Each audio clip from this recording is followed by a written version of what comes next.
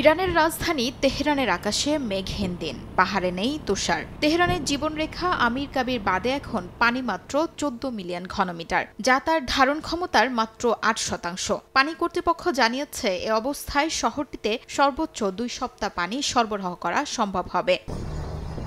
১ কোটিরও বেশি মানুষের শহর তেহরান ঘিরে থাকা আলবোর্স পর্বতমালার বরফকলা নদীগুলোই এতদিন শহরটিকে বাঁচিয়ে রেখেছিল। কিন্তু এবছর প্রায় ১০০ বছরের মধ্যে সবচেয়ে ভয়াবহ খরায় বৃষ্টিপাতের পরিমাণ নেমে এসেছে প্রায় শূন্যে। ১ বছর আগেও যেখানে এই বাঁধে ছিল ৮৬ মিলিয়ন ঘনমিটার পানি, এখন সেখানে প্রায় শূন্য স্তর।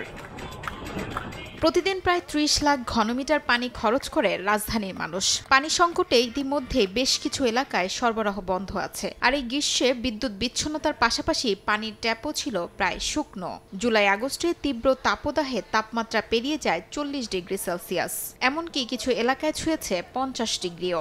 আপনাকেই বলছি, ইন্স্যুরেন্স করলে সিটিতে সুরক্ষা পাবেন নিশ্চিত। এদিকে দেশটির প্রেসিডেন্ট মাসুদ পেজেশকিয়ান নিজেই সতর্ক করে বলেছেন, পানি সংকট এখন যা বলা হচ্ছে বাস্তবে তার চেয়েও অনেক বেশি ভয়াবহ।